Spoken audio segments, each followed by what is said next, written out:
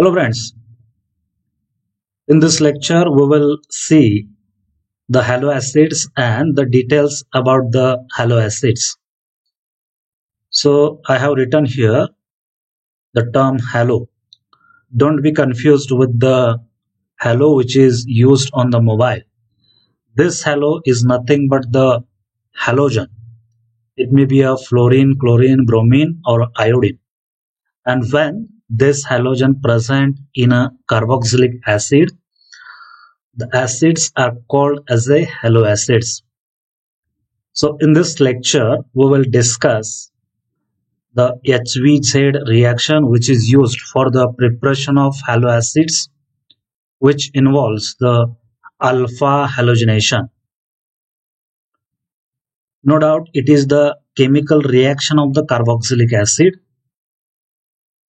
Along with this, we will see the monochloroacetic acid, its methods of formation, and in that we will see the substitution reaction of monochloroacetic acid also. In addition, we will see the dichloroacetic acid and trichloroacetic acid and their methods of formation. So this lecture is focused on the chloroacids only. Now, what are the halo acids? Let me tell you one example. Here a Cl CH2COOH. It is obtained from acetic acid, that is CH3COOH. When one of the hydrogen is replaced by Cl, it gives a chloroacetic acid. Now these halo acids, they are more acidic than normal acids. Let us compare the acidic character of these both acids. In case of acetic acid, we know that CH3C double bond O is there, then O single bond H. The CH3 group, it is electron donating. It exhibit a positive inductive effect. That's why it donate the electron to this carbon. Then it will shift the electron like this, and through this chain, the electron shifting occurs, and that's why the bond between oxygen and hydrogen, it is become a strong one, so that we cannot easily remove this hydrogen. Therefore, the acidic character of acetic acid gets lower down due to the presence of CH3. But in presence of Cl CH2C double bond O OH, in this compound, what happens? The Cl which is attached to the carbon, it exhibit a minus I inductive effect. It is electron withdrawing. So it withdraws the electron, and this inductive effect operate through a chain like this, so that the bond between oxygen and hydrogen, it is weaker one as compared to the acetic acid. That's why we can easily remove this hydrogen. It means that the chloroacetic acid is more acidic as compared to the acetic acid. Now, if I replace one more hydrogen by a chlorine, then we get here a Cl, then CH, a Cl, then COOH. As there is a presence of two chlorine atom, the electron withdrawing effect is more. That's why the bond becomes less weak. Therefore, the dichloroacetic acid is more acidic as compared to the chloroacetic acid. In this way, when we put electron withdrawing group in the acid, it increases the acidic character. That's why the halo acids are more acidic as compared to the normal carboxylic acid.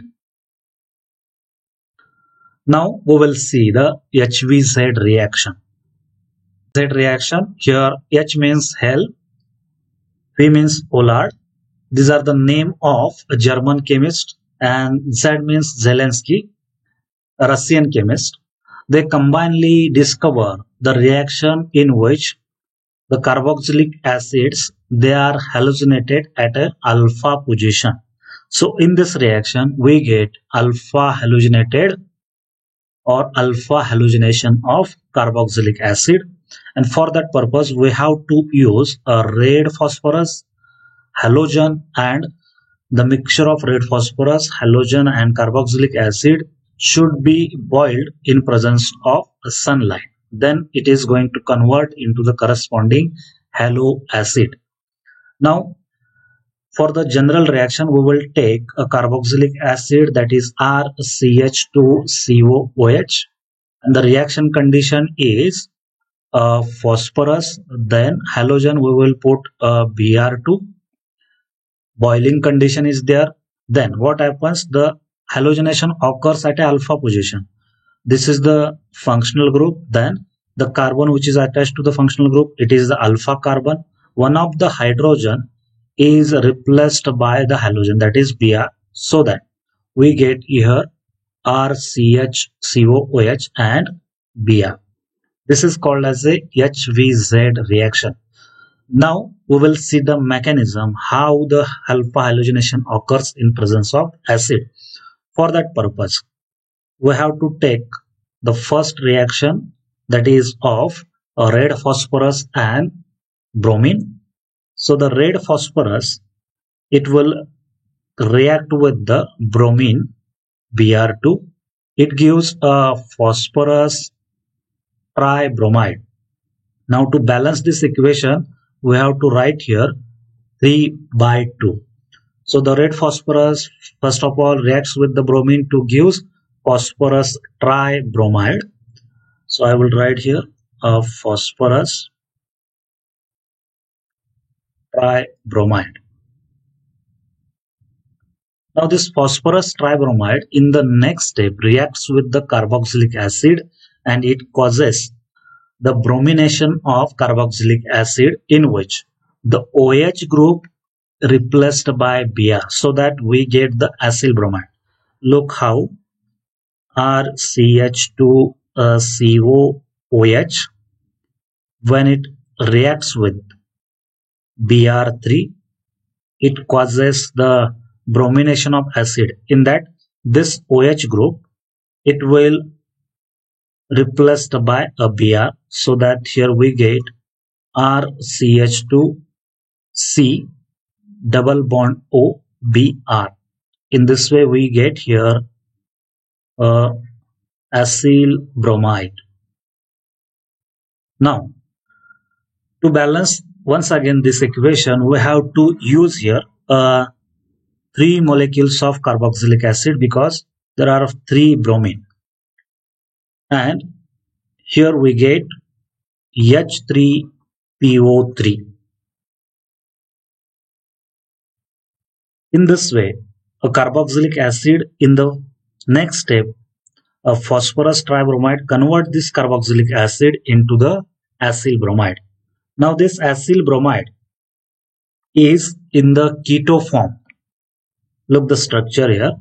Here there is a presence of ketone, that is C double bond O. So the nature is a keto. Now this keto form, it will changes to the enol form. How?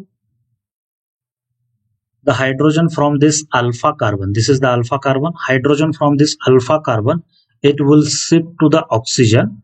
Then there is a formation of double bond between this carbon and carbon, and the formation of OH is here, so that here we get a enol form just by shifting the alpha hydrogen from carbon to the oxygen. So it is the enol form. Now this enol form is active one, and it reacts with the bromine. It reacts with the bromine. So the structure of bromine I will write here like this: Br single bond Br. Now in this enol form, the bond between oxygen and hydrogen, it will broken down, and the electron they are shifted here.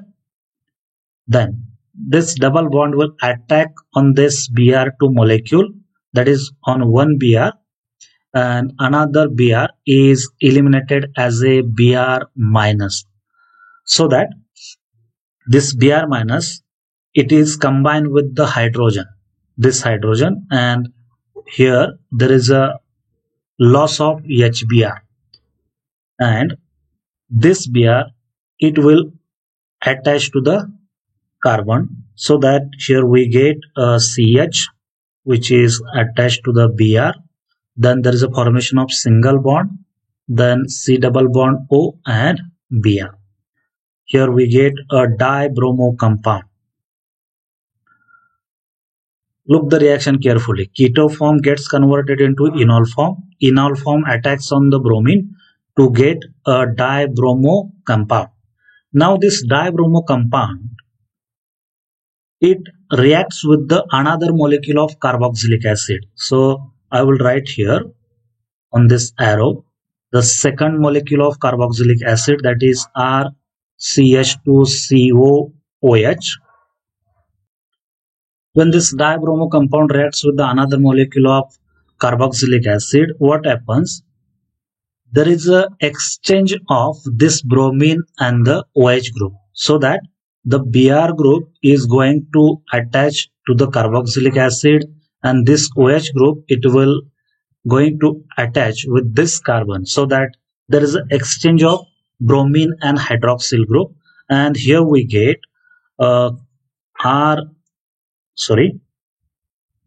CH2 C double bond O, then there is a attachment of Br plus RCH Br, and in this compound, in place of Br, the OH group came. In this way, just the bromine and hydroxyl groups, they are exchanged in between two compound, and once again we get here acyl, that is bromide, and alpha halo acid, that is bromo acid is there. Now, as there is a formation of acyl bromide, then it is in the keto form, it will changes to enol form, then it will reacts with the bromine, and then a dibromo compound is obtained. This dibromo compound again reacts with the another molecule of acid. In this way, the reaction is continuously occurring. So this HVZ reaction repeated again and again till there is a completion of the reaction, till all the molecules of carboxylic acid gets halogenated. Now, the characteristic of this HVZ reaction is that when we use bromine, that is Br2, then we get only a mono halo derivative, that is only one Br is going to attached in the carboxylic acid, but in case of chlorine, we get a mono derivative as well as a di derivative as well as a tri derivative.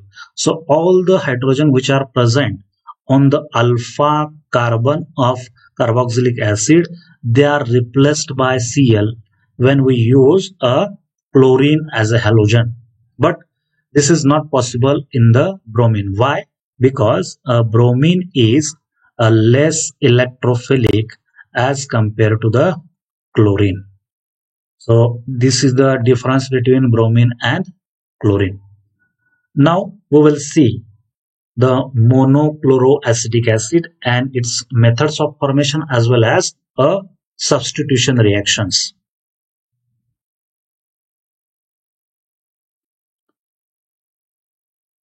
Monochloroacetic acid, we know that the structure of monochloroacetic acid is like this: ClCH2COOH.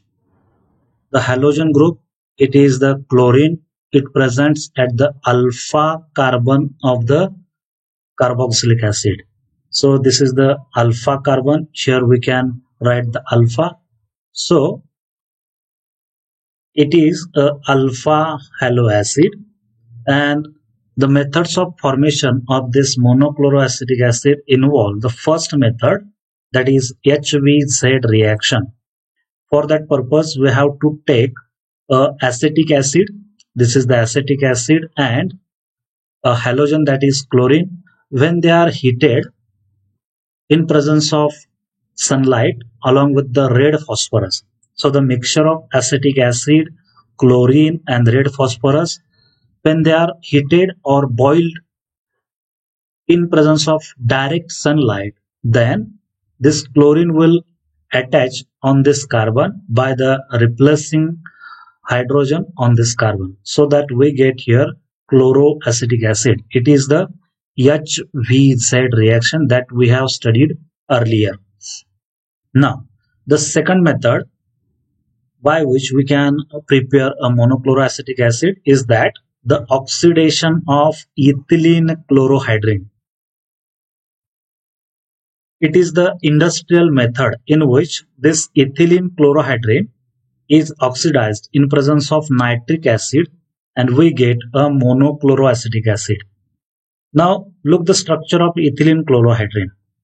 The ClCH2 group remains as it is, but this CH2OH, that is primary alcoholic group, it will convert into the COOH by the oxidation process.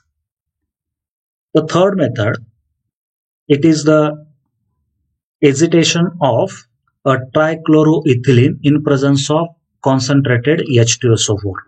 Now, in this method, the trichloroethylene is treated with the water in presence of a sulfuric acid, and it is vigorously agitated, or we can say that, in other words, it is vigorously stirred by mechanical means.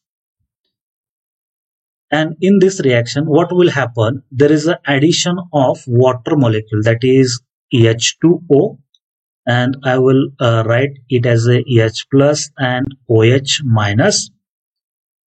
And in the first step, this water molecule will add to this carbon double bond carbon. This will going to attach with the CH, and it will attach to the Cl, so that here we get a ClCH, a single bond, then a Cl, here a Cl, and here there is an attachment of one hydrogen. That's why we can write here CH2 and here a OH. In the next step, there is a back bonding or the removal of this hydrogen, and the electron is shifted here in this way, and a Cl is removed. So minus SCl, and it will involve the formation of ClCH2 C double bond O, and here there is a Cl. Now this structure, it is same up to this carbon as that of the chloroacetic acid, but we have to replace this Cl. Now the water which is present here, it will attack on this carbon and Cl is removed, and OH group is going to attach here. In this way, a trichloroethylene reacts with the water in presence of H2SO4 to give monochloroacetic acid. These three methods are very much simple one, out of which one is HVZ, second one is the industrial method, and third one is the trichloroethylene reacts with the sulfuric acid. Now we will see the substitution reaction of monochloroacetic acid. Why substitution reaction? Because they are useful for the synthesis of hydroxy acid, amino acids, and other haloacids also. So let's see the substitution reaction. In the substitution reaction of monochloroacetic acid, there is a nucleophilic substitution occur, that is SN reaction, and the chlorine, it will replaced by other nucleophile which are used in the reaction. So in all these four reaction, here there is a nucleophile CN. In this reaction, the nucleophile is OH. In this reaction, the nucleophile is iodide, and in the last reaction, the nucleophile is NH2 group. So all these nucleophile replace the chlorine from chloroacetic acid and we get a substituted product. Now the first reaction is when chloroacetic acid is heated with the aqueous solution of potassium cyanide. Then there is a replacement of Cl by cyanide and here we get a cyanoacetic acid along with the potassium chloride. Just we have to replace the Cl by a Cn. Cyanoacetic acid is formed. In the second reaction, a chloroacetic acid, when it is heated with the strong alkali, that is sodium hydroxide. This sodium hydroxide, we know that it is a Na plus and having a OH minus ion. This nucleophile will replace the chlorine from chloroacetic acid and here we get OHCH2COOH, that is glycolic acid with the formation of sodium chloride. In the third reaction, when chloroacetic acid is heated with the concentrated solution of ammonia. In this case, there is a nucleophilic substitution of the Cl by NH2 group, but as it is in acidic nature and the ammonia it is a basic one, so there is a acid-base reaction in which the hydrogen of this acid it is replaced by a NH4 ion. So we get here a carboxylate ion, that is NH2CH2COO minus, and hydrogen is replaced by NH4, that is ammonium amino acetate is obtained here. This is ammonium amino and it is the acetate. Now this salt, when it is acidified with the hydrogen chloride, we get a amino acid, that is NH2CH2COOH, known as a glycine, with the formation of ammonium chloride. So the reaction of chloroacetic acid with the ammonia gives ammonium amino acetate and then glycine. The last reaction of the chloroacetic acid, when it is heated with the potassium iodide, just iodine is going to place at the position of chlorine, that is Cl is replaced by the iodine and here we get the iodoacetic acid. So from this nucleophilic substitution reaction, it is clear that we are getting a cyanoacetic acid, hydroxyacetic acid, that is glycolic acid, amino acid, that is glycine, and iodoacetic acid. Just the halogen is replaced by other nucleophile such as cyanide, OH, NH2 or iodine. Now we will see the methods of formation of dichloroacetic acid. Dichloroacetic acid. The structure of dichloroacetic acid is a Cl2CH, a COOH. Once again, there is a presence of two chlorine atom at the alpha position of carboxylic acid, so that we can prepare this dichloroacetic acid from acetic acid by HVZ reaction. So the methods of formation, first method is the HVZ reaction, that is Hell-Ollarz-Zelensky reaction.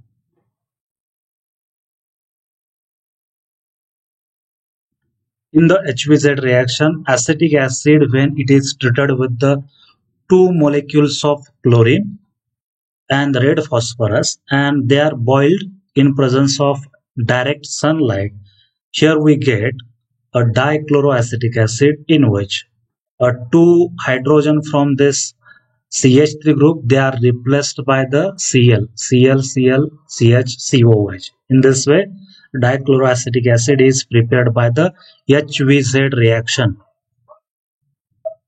The second method for the preparation of dichloroacetic acid is from chloral hydrate. It is the laboratory or industrial method. See the structure of chloral hydrate. It possesses 3 chlorine atom attached to the carbon and 1 carbon is attached to the 2 hydroxyl group. In this method, first of all, The aqueous solution of chloral hydrate is prepared and it is warmed. To this warmed solution, calcium carbonate is added. Then the mixture of calcium carbonate and chloral hydrate, it is heated. While heating, the sodium cyanide is added to this solution so that we get a calcium salt.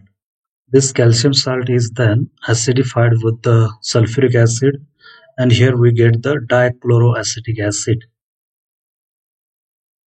The chloral hydrate is first of all gets converted into the calcium salt and which is acidified into the dichloroacetic acid. This is about the methods of formation of dichloroacetic acid. Then the last point in this lecture is the trichloroacetic acid, in which we will see the two methods of formation of trichloroacetic acids.